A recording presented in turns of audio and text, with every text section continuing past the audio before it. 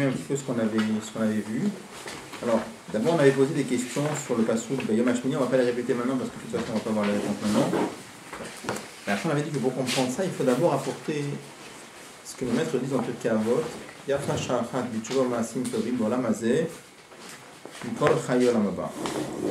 C'est mieux une heure de tchouva et de bonnes actions, donc de mitzvot, dans ce monde-là, c'est mieux que toute la vie du monde futur. On avait dit que dans cette phrase, Tchouva Maasim Tovim, il y a deux pirouchim différents. Il y a un pirouche dans lequel Tchouva Maasim Tovim, ça veut dire on parle essentiellement des mitzvot, et simplement pour que les Maasim, les mitzvot soient meirim, soit Tovim ou meirim. Tovim, ça veut dire meirim, soit lumineux. Alors on a besoin de faire Tchouva avant. C'est-à-dire qu'ici on parle de la Tchouva en tant que, si on peut dire, accessoire des mitzvot. C'est-à-dire que la Tchouva, elle est là en tant que préparation pour que les mitzvot soient comme il faut, c'est-à-dire meirim. On avait expliqué qu'ils sont meirim. Un juge peut faire une mitzvah, il peut être yotzé à 100%. Après, il y a un deuxième problème, est-ce que la mitzvah vient éclairer la neshama de la personne? Il se lie avec Dieu, ça c'est une chose. Mais est-ce que la lumière de la mitzvah vient éclairer la personne? Ça veut dire, c'est ça le sens de Maasim Tovim, que c'est meirim. Donc, d'après ce pirouche-là, le chidouche essentiel de la Mishnah ici, c'est de dire que c'est mieux finalement une heure de Tchouva Maasim Tovim, ça veut dire que c'est mieux une heure de mitzvot dans ce monde-là, plus que toute la vie du monde futur. Il y a un deuxième pirouche dans lequel Tchouva, c'est vraiment Tchouva. C'est pas la Tchouva qui est là pour faire que les mitzvot soient meirim, c'est la Tchouva en tant que telle. Et dans ce cas-là, dans la Mishnah, il y a deux chidushim.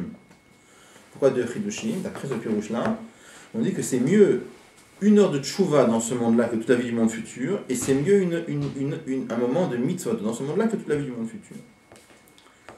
On a dit dans ce cas-là, ce qu'on cherchait à comprendre, c'est finalement dans les deux pirouchim, il y a une différence. C'est-à-dire que dans l'un, la tchouva, elle est secondaire par rapport au mitzvot. La tchouva, elle est là en tant que préparation au mitzvot.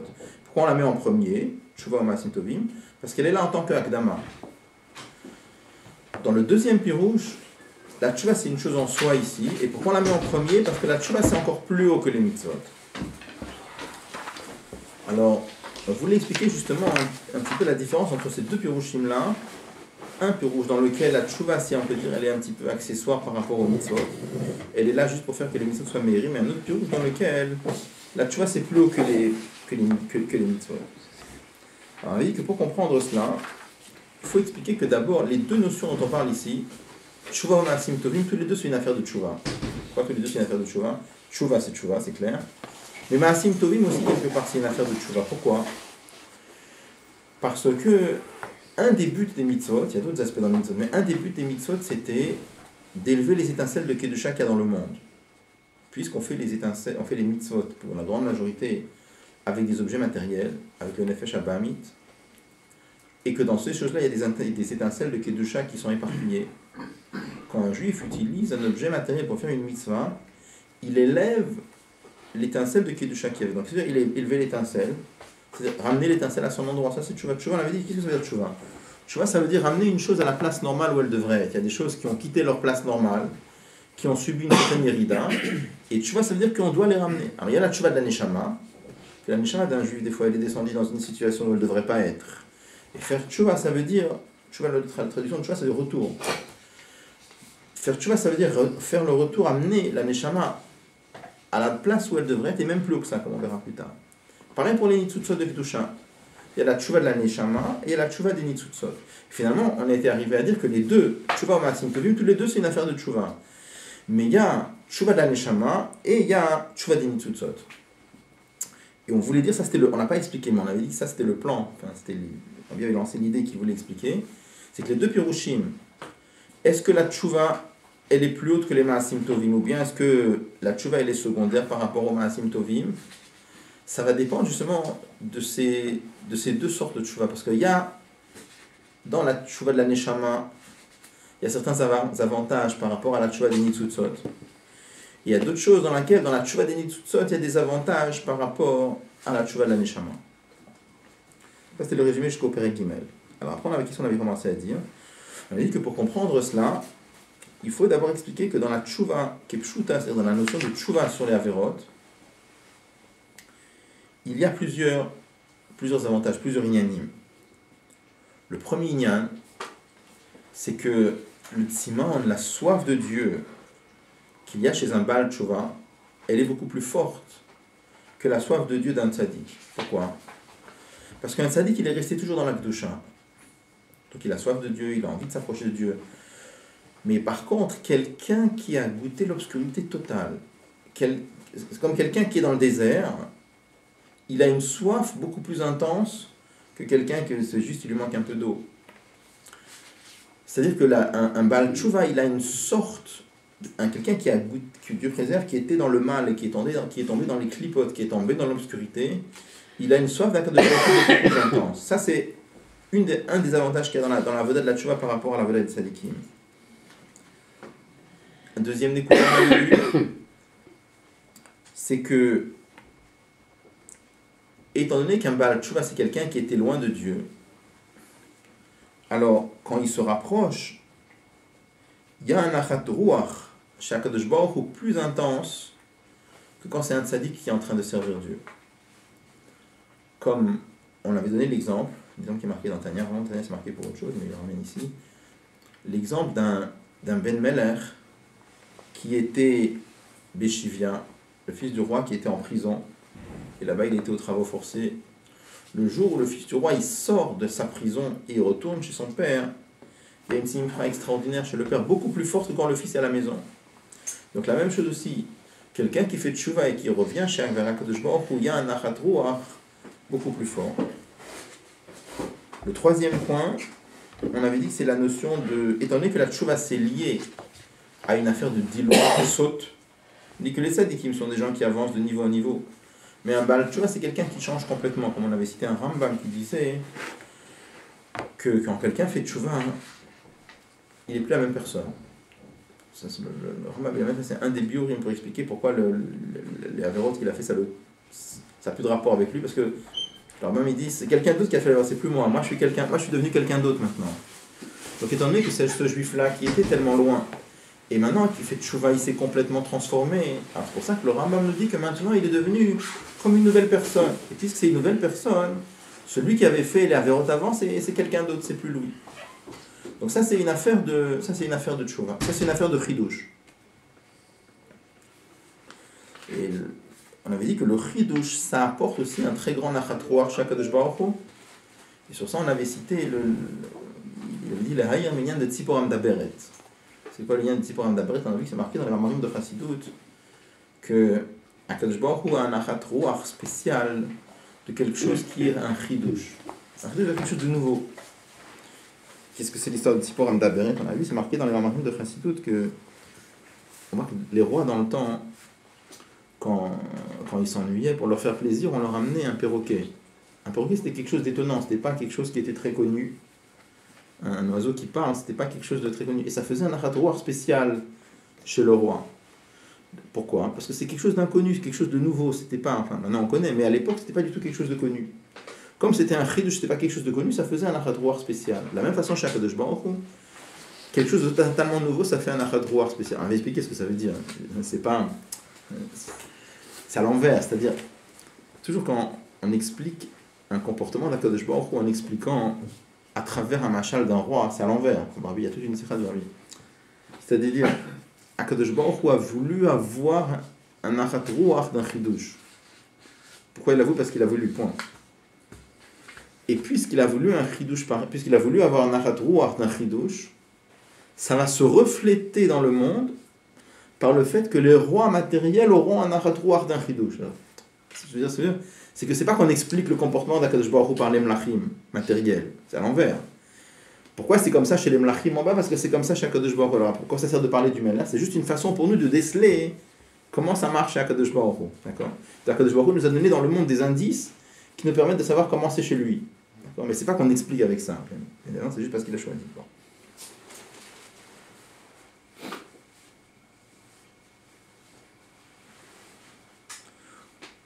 On avait fait le Dalet aussi, je crois. Hein, ouais.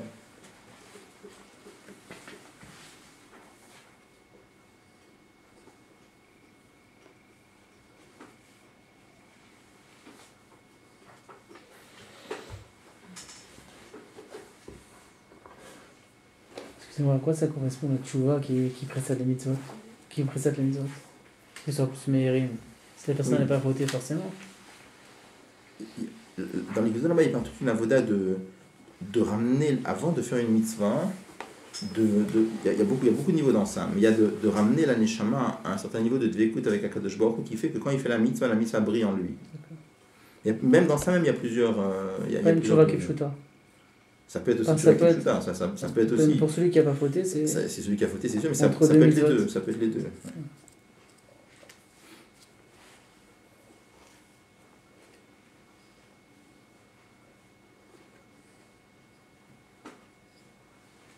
Bon. Dans le Dalet, qu'est-ce qu'on avait expliqué? On avait expliqué que.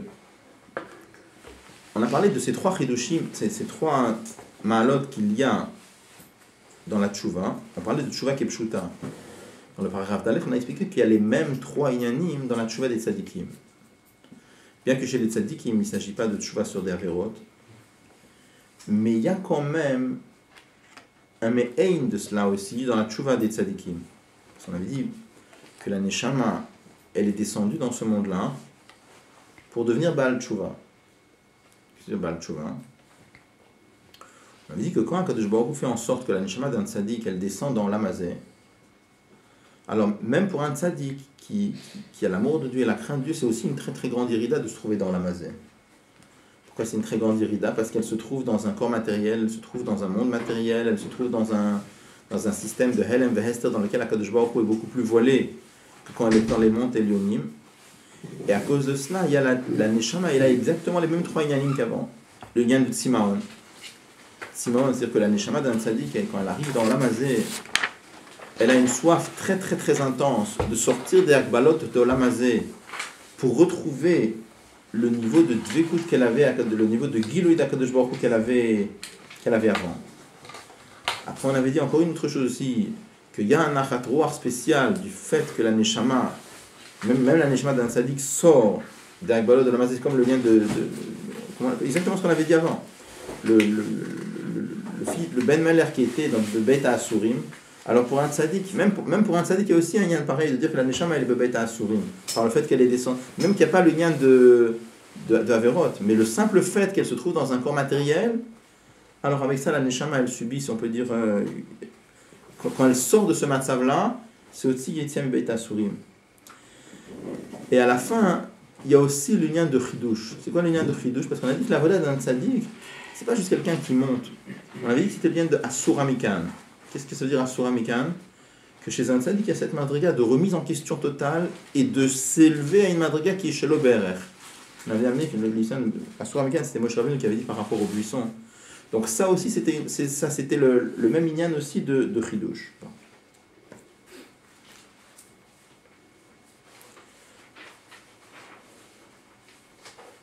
Alors, je pense qu'on était au milieu du Dalet, non? On a appelé une Dalet, pardon, c'est ça. On était Ela Shafal Piken, je pense qu'on était en haut.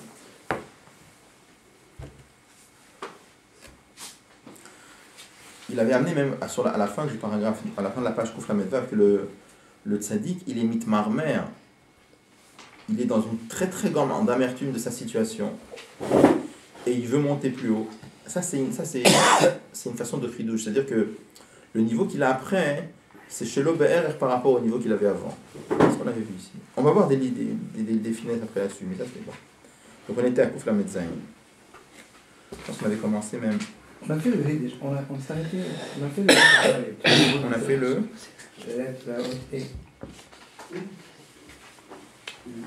Bien sûr, on l'a fait. Les trois niveaux. C'est pas grave. Les trois niveaux, on les a vus là-bas. Les trois niveaux, c'est dans les guimels déjà.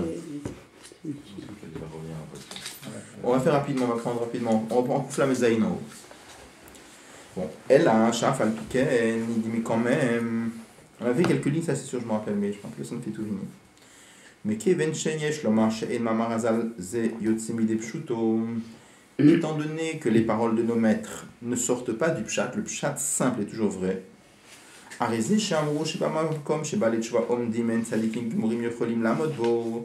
nos maîtres ont dit qu'à l'endroit où les balais de chouva se tiennent, les tzadikim gmurim ne peuvent pas se tenir, On parle essentiellement des balais de Tshuva au sens littéral. Parce qu'avant, on l'avait expliqué, pas pour les balais de Tshuva au sens littéral, on avait expliqué pour les tzadikim qui sont dans l'amazé, qui ont une avoda de bal Tshuva.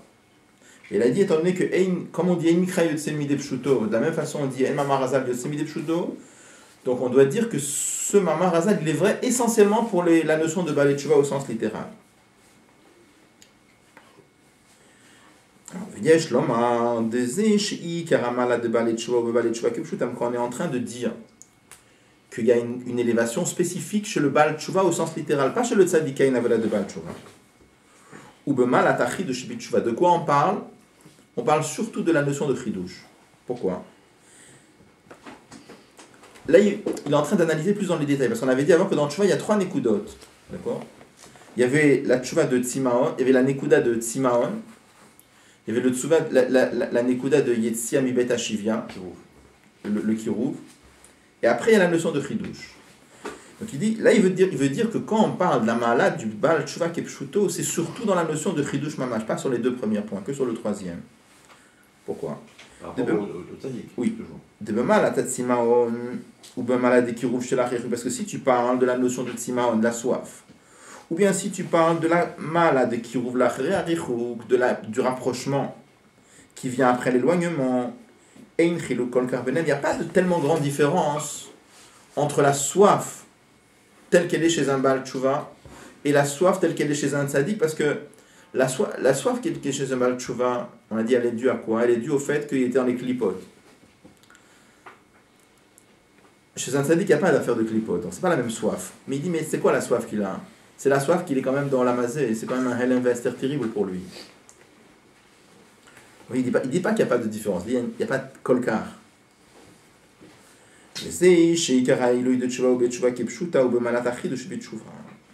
Et quand on dit qu'il y a une supériorité dans la tshuva au sens littéral, on parle surtout de la dimension chidush. Il va expliquer pourquoi. Quand tu parles des tzaddikim, étant donné qu'on parle de gens chez qui la neshama est en train de briller begaloui, même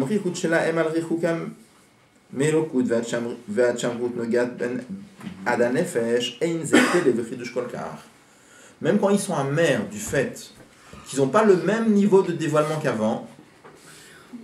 Avant on avait dit que ça c'était le chidush, ouais. Il dit c'est un chidush mais c'est normal. Pour eux, c'est normal. Pourquoi? Parce qu'on parle de gens chez qui la neshama, elle brille. Donc, quand des neshamot, pareil, des neshamot qui brillent, elles sont du prinat merirut, elles sont amères du fait de ne pas avoir le même dévoilement qu'avant, c'est pas un tellement grand chidouche. Ça touche le nefesh quand même. Hein. Oui. Au point que ça les touche au plus profond d'eux-mêmes. Ouais. Il dit pas que c'est pas un chidouche, il dit enzer chidouche kolkar. Il dit bien qu'on a dit avant que par la tshuva du tzaddik, il sort de sa metziut. Mikol makom, cependant, c'est le malatot son kona, étant donné que la neshama, naturellement, elle veut accomplir la volonté de Dieu. Vakavana shelma la retson kona birilatan shama beguf, il a volé tshuva. Et la volonté de Dieu qui a fait que la neshama descende en bas, c'était que la neshama il arrive à tshuva. Are baratson shemitzat tevan shama le malatot son kova nichlal gama yetzem mitzut shalede tshuva. Dans la volonté de la neshama était inclus le fait de sortir de sa metziut.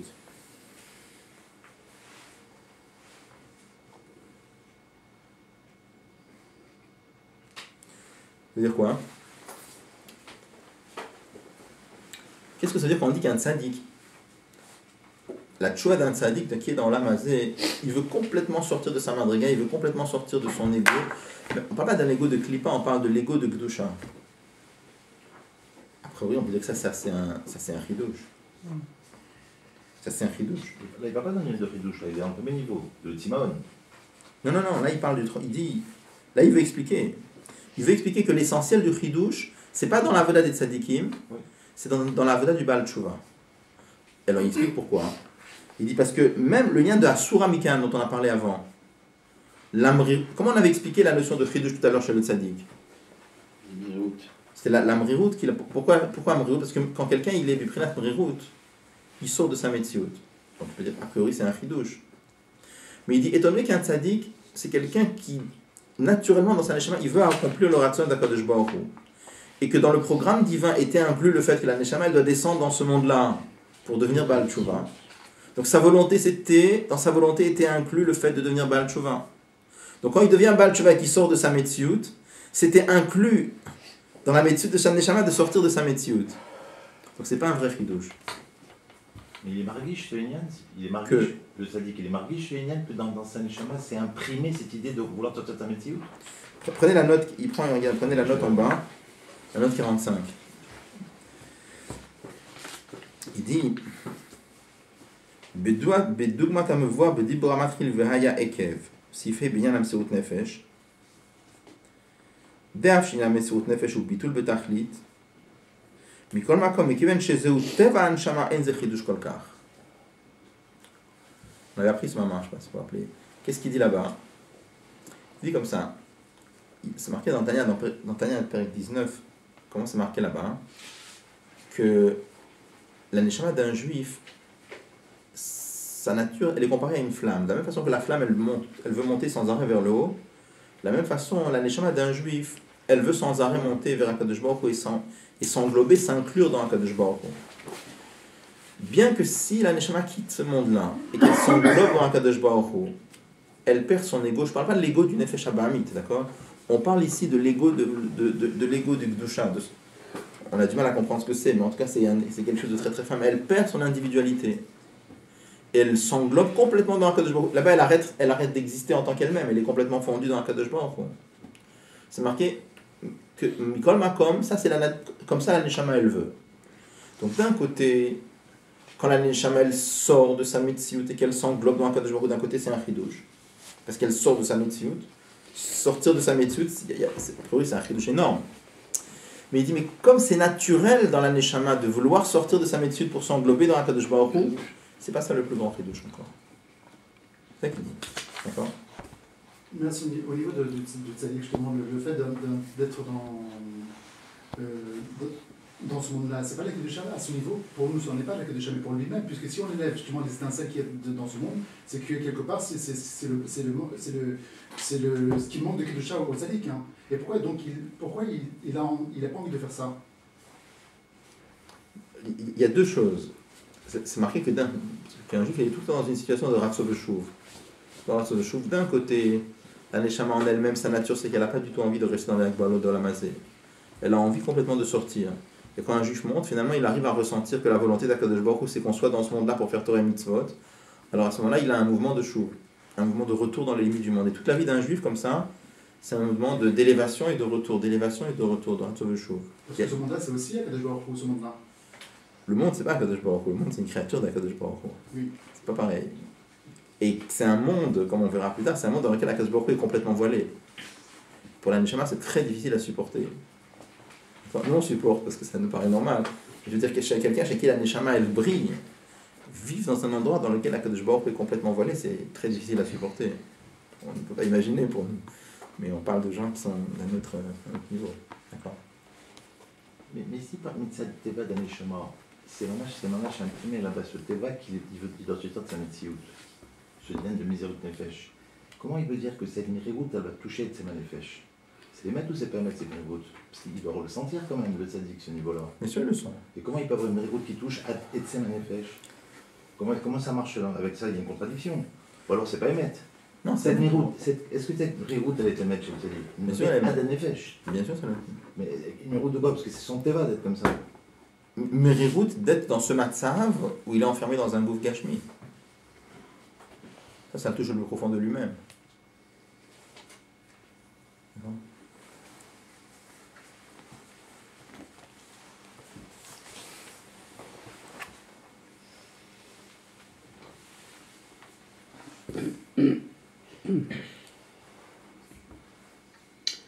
Bon, qu'est-ce qu'il est en train de dire? Bien que chez un tzaddik, ça s'appelle un chidouche, mais étant donné que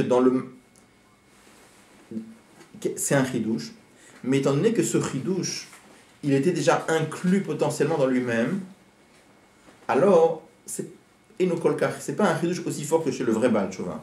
On avait donné un exemple la dernière fois, si vous vous rappelez. On avait parlé de ça, on avait donné l'exemple de Kolma Shetalmid Vatik Atil Lechadesh Akol Nemar le Moshe Misinaï. On dit que tout ce que les tzadikim vont dévoiler comme chidushim dans la Torah, tout avait déjà été donné à Moshe Rabbeinu sur le mont Sinaï. On demande la question, alors, tu te contredis, si tout a déjà été donné sur le mont Sinaï, c'est pas un chidush. Comment tu appelles ça? Chaque Kolma Shetalmid Vatik Atil Lechadesh Akol Nemar le Moshe Misinaï, c'est pas, si c'était déjà inclus dans la révélation du Sinaï, c'est pas un chidush. Donc on a vu un des biurim que le Rabbi donne dans les côtés Sichot, c'est quoi? C'est de dire que dans la révélation qu'Akadosh Baruch Hu a donnée sur le Sinaï, il y avait tout qui était kaloul dedans, tout était englobé dedans. Mais c'était englobé comment? Sous forme potentielle. C'était pas begalouille. À tel point, on a vu que le Rabbi rapporte dans la Sikha là-bas que Moshe Rabbeinu, quand il est venu dans la yeshiva de Rabbi Akiva, il a entendu des chidushim, des choses qui lui paraissaient nouvelles. On demande la question, mais alors, comment c'était nouveau? Puisque lui-même, il les a reçus sur le Sinaï. Alors, la réponse était de dire que quand il les a reçus sur le Sinaï, c'était englobé, behelem, c'était voilé de façon très très très forte, c'était potentiellement dans la révélation qu'il avait, mais lui-même, Moshe Rabbeinu, il ne le sentait pas. Après, quand ça a été dévoilé par quelqu'un. Donc, d'un côté, ça s'appelle chidush, d'un autre côté, c'est pas un chidush amiti. Pourquoi c'est pas un chidush amiti? D'un côté, ça s'appelle un chidush, pourquoi? Parce que c'était pas dévoilé. D'un autre côté, c'est pas un chidush amiti, pourquoi? Parce que potentiellement, c'était déjà dedans. Quand potentiellement la chose était déjà là, alors c'est pas encore le chidush amiti. Tant que c'est une suite du matzav d'avant, c'est pas encore un chidush amiti.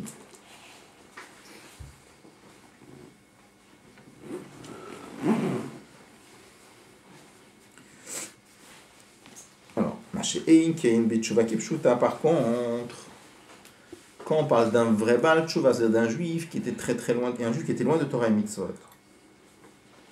Mais étant donné qu'avant, il était dans un matzav où le ratzon d'Akadosh Baruch Hu, ça ne l'intéressait pas. On a dit avant, on parlait d'un tzaddik qui voulait faire le ratzon d'Akadosh Baruch Hu, alors même sortir de sa métitude, ça fait partie du ratzon d'Akadosh Baruch Hu. Mais là, on parle de quelqu'un qui avant, le ratzon d'Akadosh Baruch Hu, ça ne l'intéressait pas. Sharia sa averot b'meizid, parce qu'on parle de quelqu'un qui faisait des averot volontairement. Arézé, shosé, acharkar, tchouva. Le fait qu'après, il fait tchouva, et inzehem, shech mimamat savo akodem, ça n'est pas du tout une suite de la situation d'avant. Parce que dans la situation d'avant, le ratzon d'Akadosh Baruch Hu, bichlal, ça n'intéressait pas. Quand il fait tchouva, il change, ça devient quelqu'un d'autre. Dans la suite, il va dire que même ça, c'est pas encore un chidouche complètement amiti. Pourquoi? Parce que quand on dit qu'un juif faire la volonté de Dieu, ça ne l'intéresse pas, ça c'est que Bechitzoniut. Le Pnimiut, chaque juif au fond de lui-même, il veut le faire. D'accord? Bechitzoniut, c'est-à-dire le corps et la Neshamal. Non, la partie superficielle de. Enfin, le niveau de son Nefesh Habamit, au niveau de l'aspect superficiel de sa personnalité, ça ne l'intéresse pas. Mais le Pnimiut, au fond de lui aussi, ça l'intéresse. Donc à la fin, il va dire que même ça, c'est pas encore le vrai Chidush Amiti. Le Pnimiut, c'est la Neshama. De l'essence de la Neshama. Pour ça, il va dire après que le vrai Chidush, c'est dans les Nitzutzot. On va voir. Pas dans la Neshama. Non, mais c'est Neshama qui peut faire tout le travail. Comment? C'est Neshama qui fait tout le travail. C'est ce qu'on va voir. Est-ce que c'est commun au tzaddik et au pas tzaddik? Oui, c'est-à-dire, chaque juif, au fond, alors, le tzaddik, celui, c'est Begilou qui va faire le ratzon d'Akadosh Baruch Hu, et chaque juif, Kolam tzadikim, c'est-à-dire que chaque juif, même un quelqu'un qu'on pourrait appeler Racha, au fond de lui-même, il est aussi tzaddik, c'est-à-dire quoi, au fond de lui-même? Ça se voit pas. Quand tu parles à lui, il peut faire des catastrophes, et il va mettre des juifs en prison, il va torturer des juifs, il peut faire des choses terribles, comme on a pu voir en Russie. D'accord? Donc dire que c'est un tzaddik, c'est un grand risque, c'est pas évident, d'accord? On te dit, le Pnimiut, celui-là aussi, c'est un tzaddik. Difficile à voir avec nos yeux, mais. D'accord? Et donc, il y aurait quand même un chidouche, donc celui qui a fait sa vérote, qui a fait passer du côté du mal, des mitzotot. Oui. Quand il fait tchouva et que ça devient des ça y est, finalement, il y a 3 niveaux de chidouche, si tu veux. Il y a le chidouche du tzaddik qui fait tchouva, il y a le chidouche du Baal Tchouva qui fait tchouva, il y a le chidouche des nitzutzot qui sortent. Alors, il dit le premier, c'est pas un chidouche kolkar, le deuxième, c'est plus fort. Le deuxième, c'est un vrai chidouche. Après, dans la suite du mamar, il va dire, même le deuxième, c'est pas encore le vrai chidouche amiti. Le vrai chidouche, c'est quand les nitzutzot, elles sortent. On va voir. C'est inscrit dans le programme de la création, du départ, non? Que les nitzutzot retrouvent. On va parler.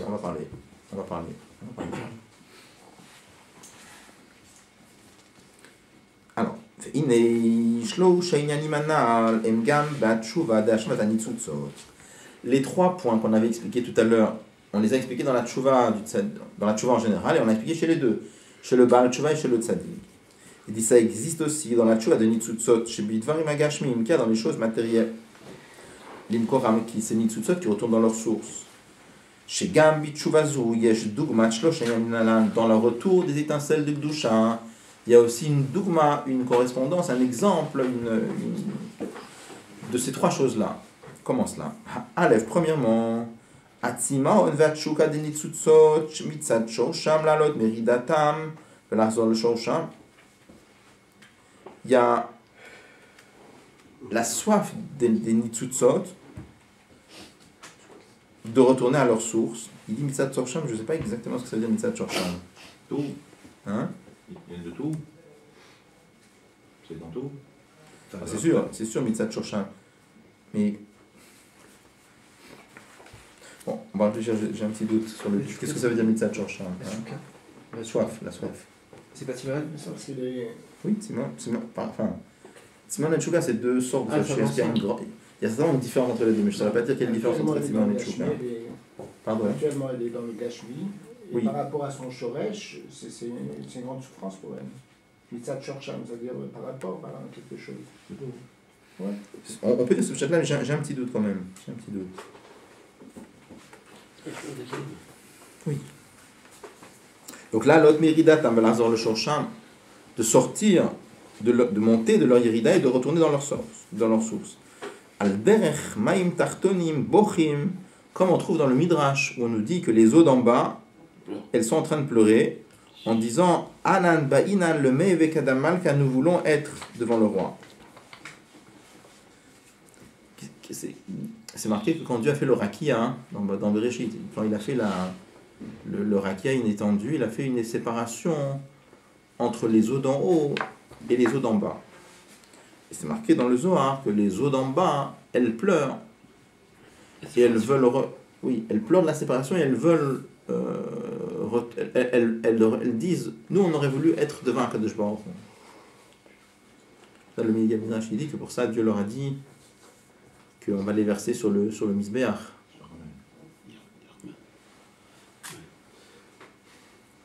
Donc en tout cas, c'est la notion de la soif des Nitzutzot de retourner dans leur source. Deuxième chose, il avait dit la simcha qui est liée au kirouv.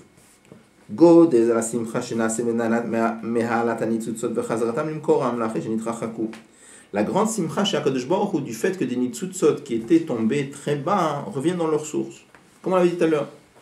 La simcha du Ben Melech qui revient chez le roi. Troisièmement, Meki vanshanitzut shenaflu beklipot gam beklipat noga nichbe oram.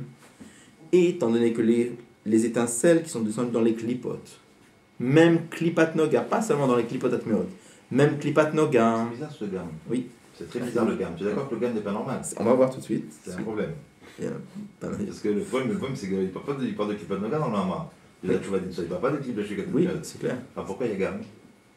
Non, il dit ici, parce que dans tous les mamarim de Chassid, on dit que qui est Nir Beoram, c'est les clipotes atmeot. Ouais. Ici, il rajoute pas seulement ce qui est marqué dans les autres mamarim, où on dit que les shalosh klipot atmeot, ils ont leur lumière éteinte. Il dit même les nitzutzot qu'il y a dans le klipat noga aussi, la lumière elle est éteinte. On va voir tout de suite. Are mitzad matzavam, dans la situation où ils sont maintenant, en shayach sheidbareru veitalu le shorsham. Il dit c'est pas possible qu'ils s'élèvent. Ou kshemidbarerim veolim le shorsham al eder vedat adam, et qu'on arrive à les raffiner et qu'on les fait remonter dans leur source, ça c'est un chidouj. C'est le Balchoua ça, non? Comment? C'est le Balchoua ça. Ah non, là il parle des nitzutzot. D'accord? Alors on va relire là ce qu'il a dit. Qu'est-ce qu'il dit? Donc on a vu qu'il y avait des étincelles de Gdusha qui sont éparpillées dans le monde. Maintenant il y a 2 sortes de clipotes. Il y a les clipotes atmeot qui correspondent aux objets complètement mauvais et interdits qu'on doit repousser. Et après, il y a Klipat Noga. Klipat Noga, ce sont toutes les choses de Olamazé qui sont ce qu'on appelle neutres. C'est-à-dire qu'on peut les utiliser pour la Kedusha, ou alors on peut les utiliser pour faire du mal. C'est marqué dans Tanya que si on les utilise pour la Kedusha, on les fait basculer du côté de la Kedusha. Si on les utilise que Dieu préserve pour faire quelque chose de mal, on les fait basculer dans le mal. Donc là, il nous dit que la Klipat Noga telle qu'elle est maintenant, quand un juif élève les étincelles de Gdusha, c'est un chidouche. Parce que mitzad, leur matzav, il dit lo shayach sheit baruhu. Alors, je vais un petit peu expliquer cette notion. On va dire la rage, on va essayer d'expliquer un petit peu. Je veux dire d'abord qu'est-ce qui est étonnant, pourquoi c'est étonnant. Parce que quand on lit le Tanya, comment il dit dans Tanya? Quand tu lis Tanya, tu as l'impression c'est normal. C'est-à-dire que Klipat Noga, tu as l'impression que c'est un mélange de bien et de mal. Et quand un juif utilise un objet de Klipat Noga, alors l'étincelle de Gdusha, elle remonte dans sa source et elle s'élève. Par contre, ça se Perek Zayin dans Tanya, Perek Chet, il te dit par contre, ma chaîne, qu'il y a une Klipotat Meot, les Klipotes sont complètement insourds. Même si tu vas les utiliser pour faire une mitzvah, ça ne va jamais monter. Par exemple, il donne là-bas l'exemple de quelqu'un qui va manger quelque chose que Dieu préserve de pas cachère. Et après, même sans savoir, il dit là-bas, même involontairement. Et il dit, grâce à la... Parce que quand quelqu'un mange, ça lui donne des forces. Donc grâce à la force de ce qu'il a mangé du pas cachère, ça va lui donner la force de prier. Et ça va lui donner la force d'étudier. Il dit, après, vraiment, il est en train de prier, il est en train d'étudier avec la force que Dieu préserve du tarif qu'il a mangé avant. Il dit, ça ne monte pas dans la gauche. D'accord? Pourquoi on met une aux gens alors? Si on sait qu'ils ne mangent pas cachère, pourquoi on leur fait faire des mitzvot? Rien à voir Rien à voir. On ne met pas les tefilines pour élever le tarif qu'ils ont mangé. Toutes les mitzvot qu'ils font. Si c'était ça, ça serait une bonne question, mais une mitzvah, c'est une mitzvah et ça a une valeur intrinsèque indépendamment. C'est pas lié avec le fait que. Pas du tout. Une les mitzvot qu'ils font, qui sont liés avec la force qu'ils ont eue, Non, c'est rien. Tu peux dire, ce juif-là, même quand il met les tefilines, ça ne va pas élever les étincelles du pakachar qu'il n'a pas mangé. Ok, mais ça l'attache avec lui. C'est pas un problème des étincelles. C'est deux choses différentes.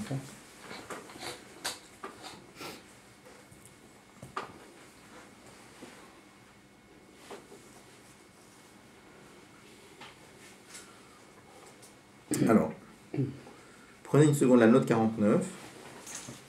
Benoga les nitsutsot shebeshkalosh kevotat meot mevoir bekama mekomot shnitzmot atzmana sukmora.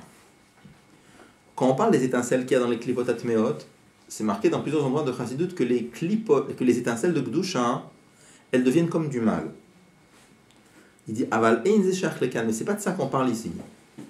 Pourquoi? Parce qu'ici on parle des étincelles qui montent avec les mitzvot. Donc il ne s'agit pas de faire monter les étincelles qu'il y avait dans le taref. Chez Zéou Bidvarim Amutarim Dafka, et ça se fait qu'avec des Dvarim Amutarim. Donc ce qu'on explique ailleurs, quand on dit que les étincelles de Gdusha, elles deviennent comme du mal, il faut comprendre ce que ça veut dire, mais en tout cas le biur qui est marqué, je ne sais pas ce qu'on comprend dans ce biur là, mais en tout cas ce qui est marqué, c'est marqué comme ça, que c'est Alder et Chaticha Nasit Nevela. Qu'est-ce que c'est dans la Lacha Chaticha Nasit Nevela? Il y a par exemple dans les dynimes de Kashrut, voilà, dans les dynimes de Kashrut, imaginez par exemple un morceau de viande cachère. Vous savez que imaginez que vous avez un morceau de viande pas cachère qui tombe dans une soupe. Donc il va donner le goût dans la soupe. Imaginez par exemple que ce morceau de viande taref qui est tombé, on l'enlève de la soupe. Est-ce que la soupe qui reste, on peut la manger? On a enlevé le morceau. On dit ça va être un problème. Pourquoi? Parce que même si tu as enlevé le morceau, mais comme c'était à chaud, il a donné le goût dedans. Donc il faudra que dans la soupe, il y ait shishim, il y ait 60 fois le volume du morceau taref qui est tombé. Comme on ne sait pas exactement combien de goût il a donné, on considère le maximum, on considère qu'il a donné la quantité de goût qui est sortie, c'est son volume à lui. Donc il faudra shishim 60 fois que neget ce morceau-là. Bon. Maintenant imaginez autre chose. Imaginez un morceau de viande cachère sur lequel qui a été arrosé par exemple avec on va dire je sais pas moi 10 centilitres de taref à chaud. Qui passait? Hein? C'est qui passait? Oui, il était plongé dedans, on va dire. Il était plongé dedans. D'accord? Il était plongé dedans. Ensuite, ce morceau de viande cachère, il tombe dans une soupe. Ce morceau de viande cachère qui est devenu taref, parce qu'il y a du taref qui est venu en lui, il va tomber dans une soupe. Il faudra, ça va être un problème dans la société à chaud, il faudra shishim. Alors shishim keneged quoi? De la klipa. Shishim on pourrait dire qu'il faudrait shishim Non, c'est Ranan. Keneged, la quantité de Issour qu'il y avait dans le morceau kasher. On te dit que dans certains cas, et ça dépend, c'est pendant quel Issouri, mais ça dépend des chitotes, on dit Chaticha Atzma Nasit Nevela. Ça veut dire, le morceau kasher, en recevant du taref, lui-même devient complètement taref. Ce qui fait que quand après, on aura besoin de l'annuler Beshishim, il faudra 60 fois, pas la quantité de Issour qu'il avait reçu, mais 60 fois tout son volume à lui. Pourquoi? Parce que même le kasher lui-même est devenu comme du taref. Chaticha Atzma Nasit Nevela. D'accord? Donc on amène la même chose aussi, pour dire que dans les klipotat meot, même le nitzutz, l'étincelle divine qui est dedans, elle est devenue comme Nevela. Il faut comprendre ce que ça veut dire. Même, je veux dire, même dans la cache-croûte, il faut comprendre ce que ça veut dire. Hein? Non, ça c'est le biur dans klipotat meot. Ça. Oui, non, mais Ça, là, le biur ici, il dit nirbe oram, il ne dit pas chaticha nasit nevela. Il y a deux madrigotes. Il y a la madriga de chaticha nasit nevela. Ça se dit pour les klipotat meot. Et il dit enze shayach lekan. C'est pas de ça qu'on parle ici. Là, on parle que même dans klipat noga, la lumière, il dit que nirbe oram, le or qu'il y a dans ces nitsutzot là, il s'est complètement éteint. Donc ça c'est la notion de shvirat hakelim. Shvirat hakelim, c'est des choses qui sont, ça fait partie de notions un peu difficiles à comprendre. Mais quand on dit par exemple que shvirat hakelim, ça veut dire quoi shvirat hakelim? Shvirat hakelim, comme quelqu'un dit tout à l'heure, ça fait partie du projet divin. C'est-à-dire c'est pas que Dieu il a mal calculé, il y avait des lumières trop grandes et que les étincelles que les kélim n'ont pas pu supporter. Ça fait partie du projet divin.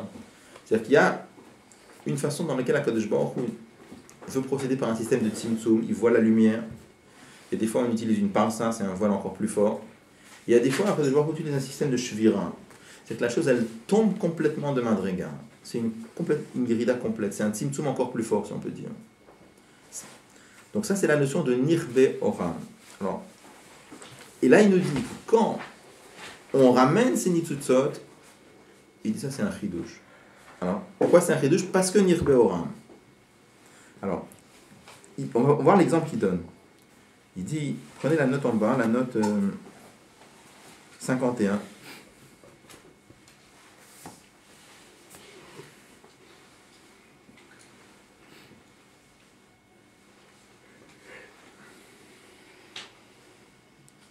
Alors, avant de rentrer dans la note 51, je voudrais juste revenir sur le Tanya. Vraiment, on explique, c'est marqué dans les livres. Ce qu'il dit dans Périkret à propos des klipotat meot. Un juif qui mange du taref. Et grâce à la force de s'en faire exprès, et grâce à la force de ce taref, il a étudié, il a prié. Pourquoi comment la chayut qu'il y a dans le mahal, pourquoi ça ne monte pas? Puisque maintenant, l'énergie de cette alimentation, ça lui a permis d'étudier la Torah et de prier. Donc a priori ça monte. Pourquoi tu dis que ça monte pas? C'est pas Ratson Hashem. Hein? C'est pas Ratson Hashem. Alors, on va expliquer à l'envers. C'est-à-dire, ouais, c'est vrai ce que je dis, mais je vais aller plus que ça. Ce que je veux expliquer, c'est on explique en général, c'est le contraire. C'est pas, la question, c'est pas comment se fait-il que là ça monte pas. La question, c'est que même dans Klipat Noga, on comprend pas comment ça monte. Ça monte parce que c'est le Ratson Hashem. Pourquoi? On prend un exemple. Imaginez par exemple un homme fabrique une table.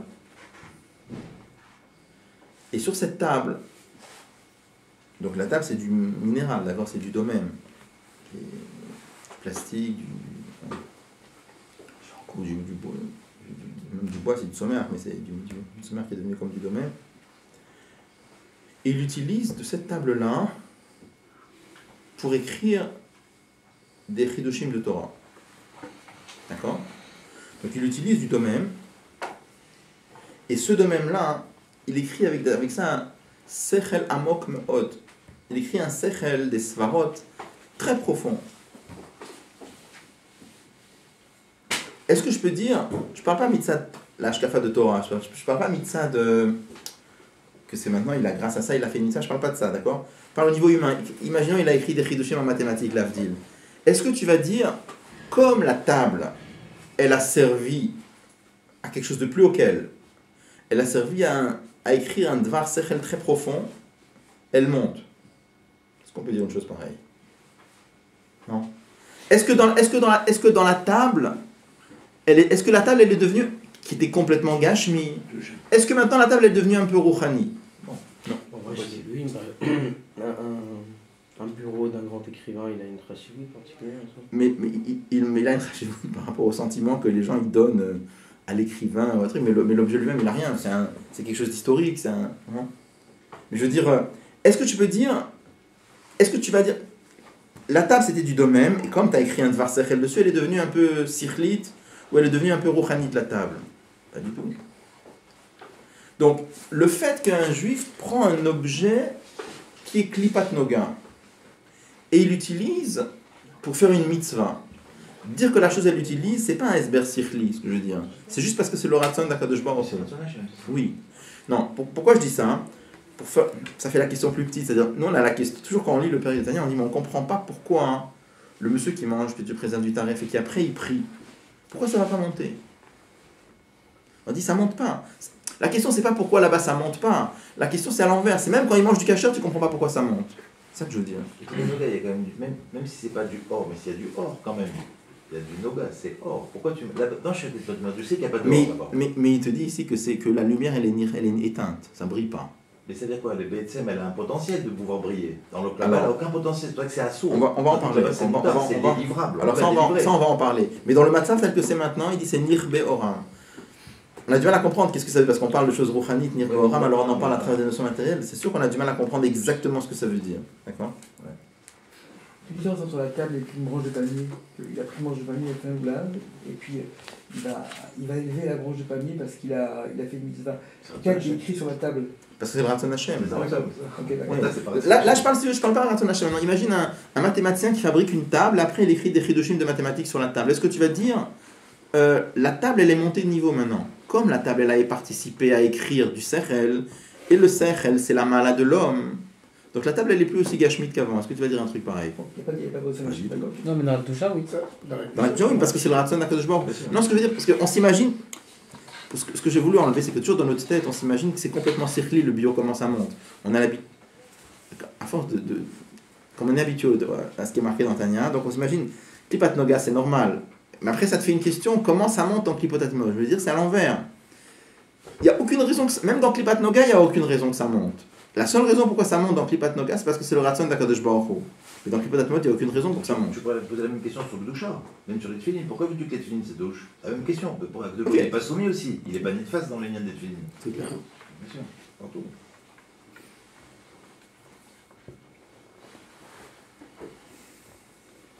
Alors prenez la note 51.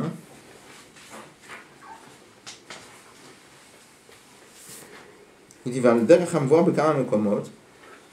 il dit c'est al-derech, c'est expliqué dans plusieurs endroits. Quand on prend Olam Hazeh et on en fait une demeure pour Dieu, alors ça c'est un chidouche. À tel point qu'il y a beaucoup d'endroits de chidouche, on dit que c'est une dimension de chidouche qui est comparable au chidouche de Yesh Me'ayin. Yesh Me'ayin, c'est la création ex nihilo. C'est-à-dire dire que Dieu crée le monde ex nihilo. Et dire que nous, on prend Olam Hazeh et on en fait une demeure à Dieu, c'est le même niveau de chidouche. Af shebechol nivra yesh chayut elokit. Bien que tu pourrais objecter en disant, mais attends, qu'est-ce que tu me racontes? Quel chidouche il y a? Dans chaque créature, il y a une force divine. Shehu chayut eloki shehu amitit metziuto shel hanivra. Et cette force divine, ça c'est la vraie existence de la table. Alors quel chidouche il y a? Il dit comme ça. Tekivan she'inyan vegeder haolam milashon elem vehester hu shomali umastir alelokut shebo. Étant donné que le geder du monde, la définition du monde, c'est olam milashon helem, c'est un voile.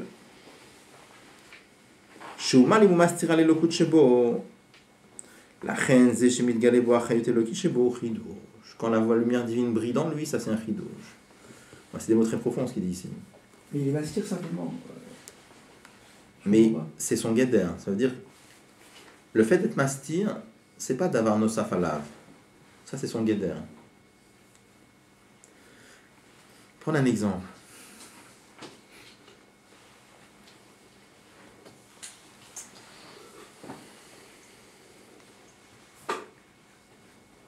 Pour Hachem, Si je prends par exemple excusez-moi. pour nous, c'est un voile, ce monde. Mais pour Hachem, c'est pas le niveau de voile que Dieu il a mis dans ce monde-là, il est identique à Dieu lui-même à 100%. C'est-à-dire, pour lui, ce monde-là, il est à 100% Hachem, puisqu'on dit bien qu'il est partout. Il n'y a pas d'endroit où il n'est pas. Comment est-ce qu'il peut être à ce moment-là, même si c'est un Tzimtzum, comment est-ce qu'il peut être réduit à une infinité de ces imams? Alors, il y a toute une sikha du Rabbi là-dessus. Il explique que tout le Tzimtzum, même si on explique que c'est que par rapport à nous, pas par rapport à Kadosh Baruch Hu, mais quand même, il est amiti. Il est vrai. Qu'est-ce que ça veut dire, il est vrai?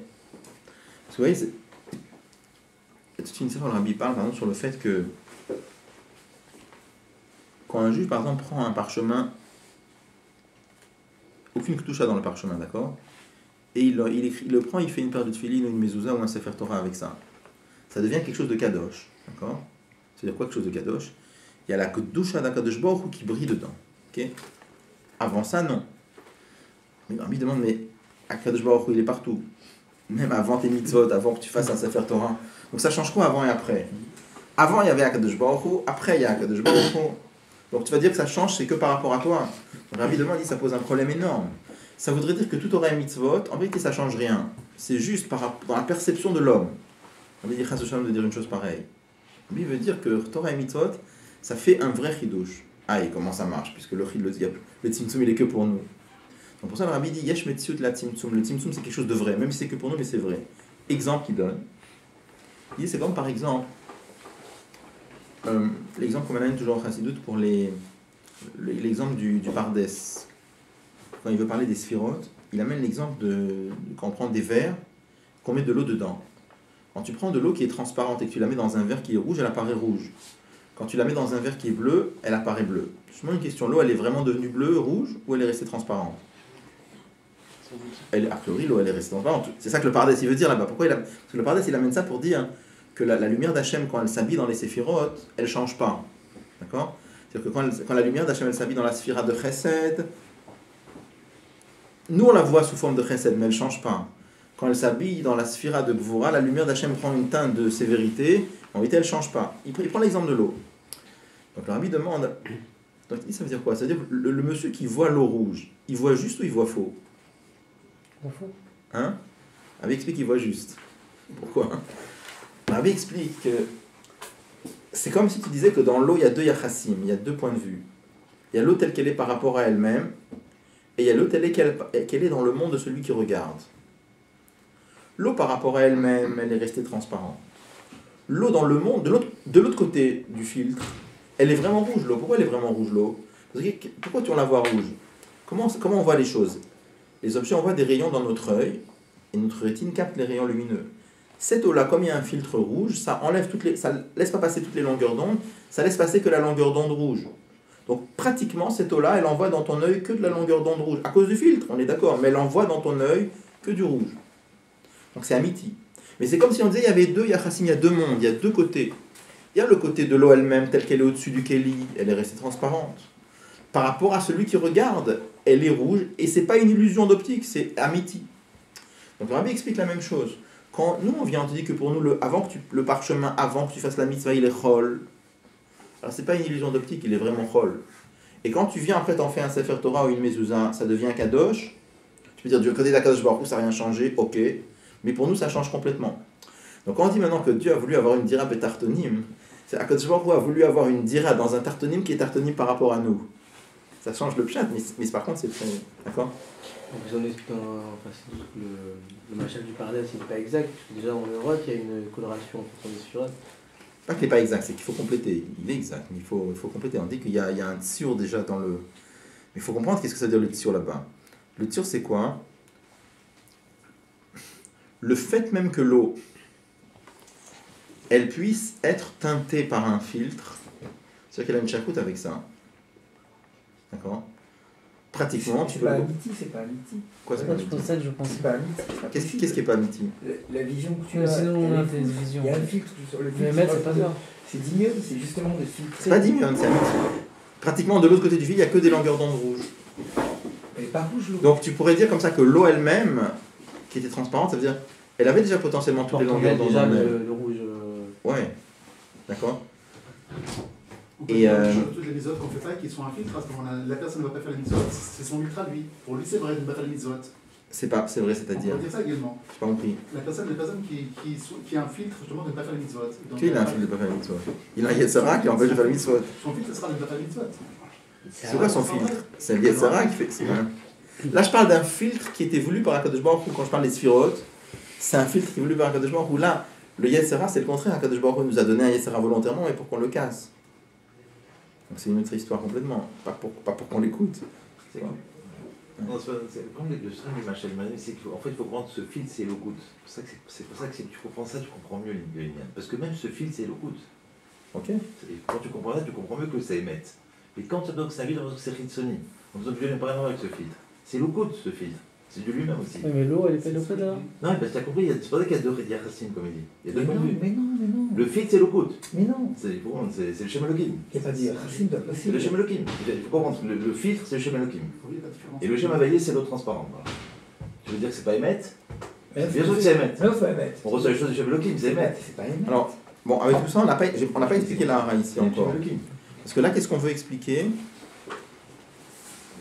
On veut expliquer que. Donc, ça, c'est juste pour répondre à la question que c'était. Que le Tzimtzum, il est vraiment amityvre. Donc là, il dit autre chose. Il dit que le Geder du monde, c'est Helem Vehester. Et quand c'est-à-dire, le Geder, ça veut dire quoi? Geder, ça veut dire. Il y a des choses, par exemple, c'est une couche de peinture dessus. Si tu enlèves la couche de peinture, c'est pas un vrai chidouche. Le fait que ce monde-là, c'est un voile sur Akadosh Baruch Hu. Ah oui, ça c'est un... Non, le fait que c'est un voile sur Akadosh Baruch Hu, ça fait partie de la définition même du monde, ça fait partie du Etzem du monde. Donc c'est pour ça que quand on enlève ce yann-là, c'est un vrai chidouche. Ça, il faut expliquer maintenant. Et on va voir que pour faire un chidouche pareil, on a besoin de l'essence de Dieu pour faire un chidouche pareil. Pourquoi?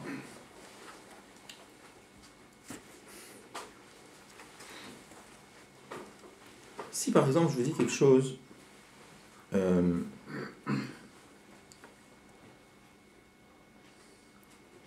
demande par exemple un monsieur qui est debout, d'accord? Il n'est pas assis, d'accord? A priori, il ne peut pas être Omed et Yoshev ensemble. C'est où il est Omed, où il est Yoshev. Pourquoi?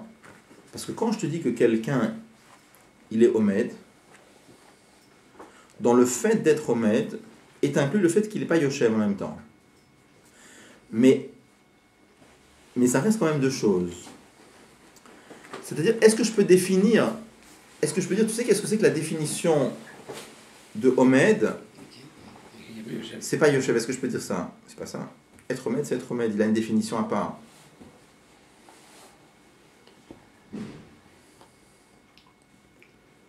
Donc, dans notre système à nous, faire en sorte que quelqu'un soit Omed et Yoshev en même temps, a priori, c'est pas possible. Du côté d'Akadosh Baruch Hu, c'est possible. Du côté d'Akadosh Baruch Hu, c'est possible. Pourquoi? Parce que même si, quand quelqu'un est Omed, ça inclut automatiquement qu'il ne soit pas Yoshev, mais c'est quelque chose qui est en plus. Donc, d'un côté, ça fait partie de son Geder, d'être comme il est, mais le fait de lui donner un autre Geder, ça sera un chidouche. Donc la même chose ici, on va voir que Olam Hazé, d'un côté, il est créé par le Dvar Hashem, mais il est créé par le Dvar Hashem de façon telle que les Maalim ou Mastir les Lokot qui voient le Dieu. Et ça fait partie de son Inyan. Le fait qu'on va enlever ça c'est un vrai chidouche. On reviendra, là je dis l'anecdote, mais on reprendra cette hara parce qu'elle est importante. On reprendra plus clairement cette hara la prochaine fois. et on essaiera de... Et c'est le travail des Neshamot, ça, parce que... Oui, ça c'est ce qu'il dit après. Non, parce que le problème, c'est que Après, il va expliquer que ça c'est la valeur des Neshamot. Parce que Agloshbo, il est Bligéder, ça on n'a pas de problème sur Agloshbo qui soit Bligéder. C'est le problème, c'est le Nivra qui arrive à aligner ce ridouche. Mais il a expliqué que c'est le Neshamot par le Koach HaAtzmut qu'ils ont en eux. C'est ça, c'est nous ce qui veut dire dans la suite. Parce que c'est ça, donc c'est lié à la deuxième ligne. Bien sûr. Pas vite, mais si on ferme.